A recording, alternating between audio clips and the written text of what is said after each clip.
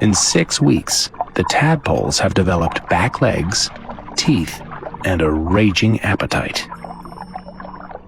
As the day wears on, ever greater numbers venture into the shallows to feed on algae and plants.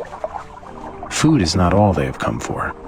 The warmer water around the pond's edge helps speed up their metamorphosis. Some have already sprouted front legs, and once their lungs develop, they'll be ready to leave the pond.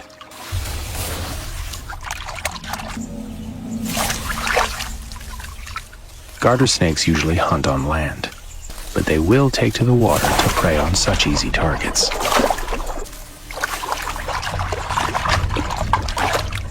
A single tadpole has little chance against an agile snake.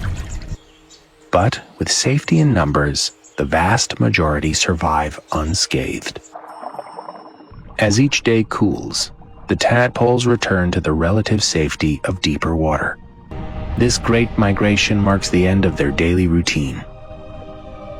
Thousands of little lives on one incredible journey. A whopping 60 meters, there and back.